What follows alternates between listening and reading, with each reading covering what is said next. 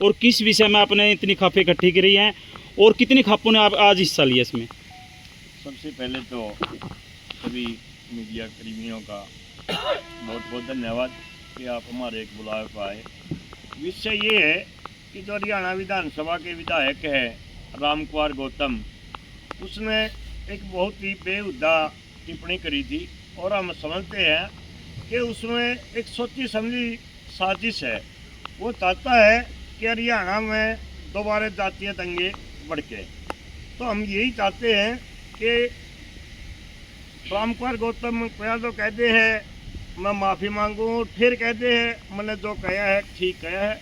हम तो राम कुमार गौतम से यही कहना चाहते हैं कि उसने सामने आकर के स्पष्ट रूप से सार्वजनिक रूप से जो अपने गंदे शब्द और गंदी भाषा का प्रयोग करे है उस पर वो माफ़ी मांगे और दोबारा कोई ऐसी बात ना हो जिस हरियाणा में जातीय दंगे भड़के। और दूसरी, हम भारतीय जनता पार्टी से भी यही कहना चाहते हैं कि वे अपने नेताओं पर लगाम लगाए। कभी राम कुमार गौतम बोल रहे हैं, कभी जांगड़ा बोल रहे हैं, कभी राजकुमार सैनी बोला करता। और हरियाणा सरकार की तरफ से भी अभी तक इस मामले में कोई बात नहीं हुई। हम तो हरियाणा सरकार से भी ये कहना चाहते हैं कि यदि राम कुमार गौतम के चीज़ होगी मंत्री बनने की, वो भारतीय जनता पार्टी से या सरकार से होगी। जाट समाज उनको मंत्री नहीं बना सकता, उन्होंने उसको विधायक 3 बार बढ़ा दिया। तो हमारी तो यही है कि राम कुमार गौतम हरियाणा को दोबारा जातीय दंगों में ना धकेला जावे और सार्वजनिक रूप से आकर के स्पष्ट शब्दों में अपनी माफ़ी मांगे। मैं तो टाड्डा है और मैं गोबरी करे, मैं तो कह मैं माफ़ी मांगू और मैं कह दे है भाई मैंने तो जो कहा सही कहा है। इस करके हम तो ये कहना चाहते हैं। साथ में सातरोड़ खाप में ये नारनौंद आता है, सातरोड़ खाप से भी हम ये विनती करते हैं कि वो अपनी मीटिंग करके और उसके ऊपर दबाव बनावे, सार्वजनिक रूप से माफ़ी मंगवावे, ना तो खापे अगला डिसीजन बहुत सोच समझ के लेंगे।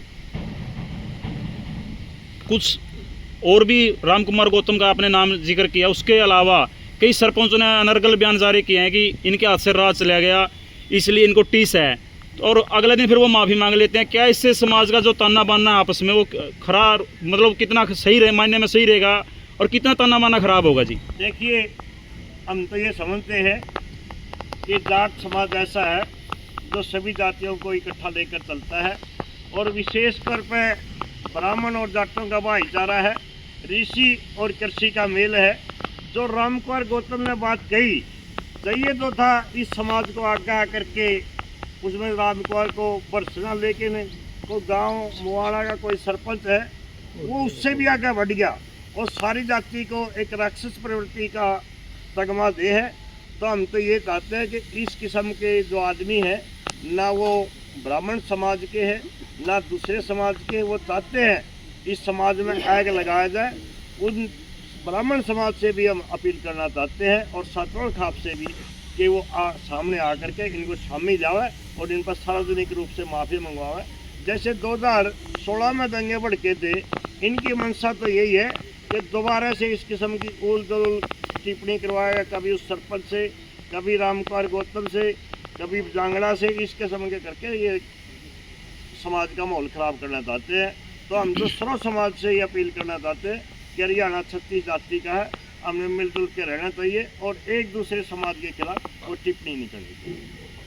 प्रधान जी, जो कई ब्राह्मण पंचायतें हुई है और उन्होंने राम कुमार गौतम को ये कहा कि उन्होंने गंदा बयान दिया, हम उसका साथ नहीं देंगे, लेकिन साथ में ये जोड़ देते हैं कि ये तो राजनीतिक बयान है। जबकि आपने बयान दिया, सुरेश पोथ ने बयान दिया या सिक्किम ने बयान दिया, वो उसको राजनीति नहीं मानते।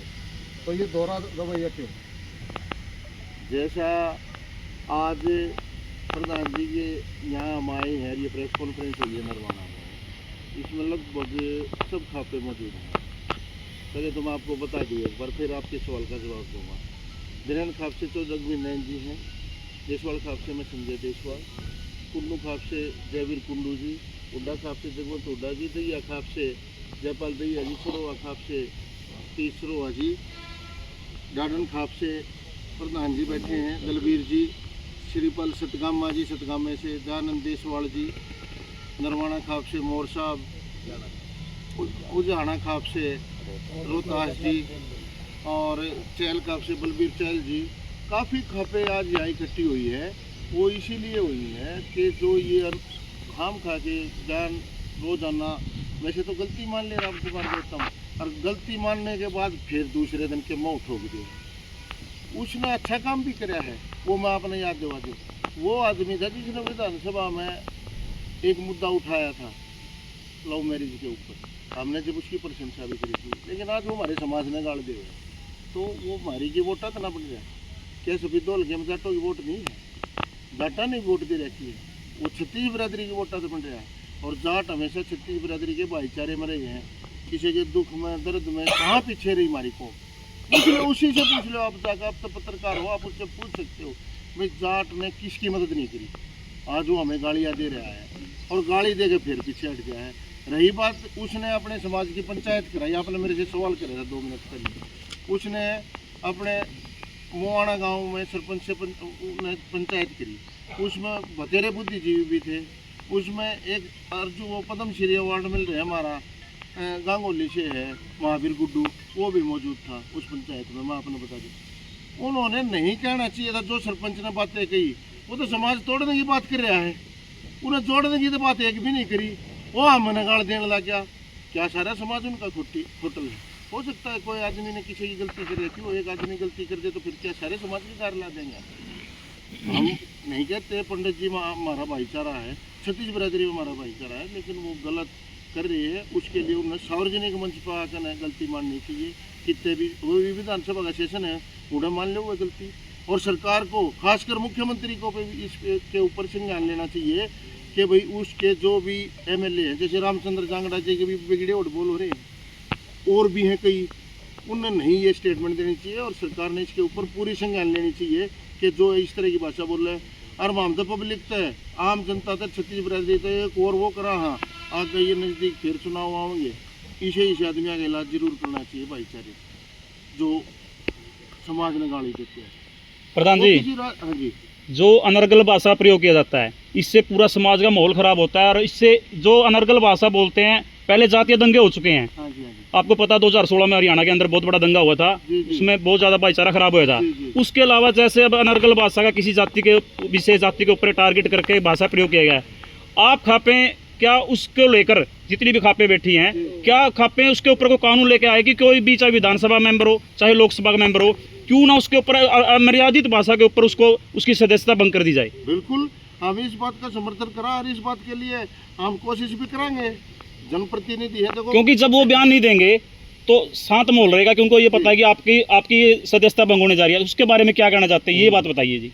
उसके बारे में हम यह कहने चाहूँगा, अब जब सरपंच आप सबके ऊपर राइट टू रिकॉल लागू कर सकें, तो वो विधानसभा में लोकसभा में क्यों नहीं हो रहा? जो कोई अमर्यादित भाषा बोले या कोई गलत काम करे, चाहे वो करप्शन का हो चाहे किसी चीज़ का हो, उसका राइट टू रिकॉल होना चाहिए। जनता को इतना अधिकार देना चाहिए कि उसने वापस बुला ले, वो प्रतिनिधि के लायक आदमी नहीं। यह है हमारा स्पष्ट, और इस मुद्दे पे हम जल्दी सब ये प्रधान बैठे हैं, आगे कोई रणनीति बना के इस तरह की सरकार से मांग भी करेंगे कि भाई जो जनप्रतिनिधि समाज में गलत भाषा बोलने का, अमर्यादित भाषा बोलने का या समाज को तोड़ने का कोई काम करे, तो उसके ऊपर जरूर इस तरह की कार्रवाई होगी। गदर मीडिया तो आप देखें, और उसमें अच्छी नई ताज़ा खबरें सुनने को मिलेगी, देखने को मिलेगी, और हरियाणा में क्या चल रहा है क्या नहीं चल रहा है ये भी आपको पता चलेगा। और चैनल को लाइक करें, सब्सक्राइब करें और शेयर करें। थैंक यू, धन्यवाद।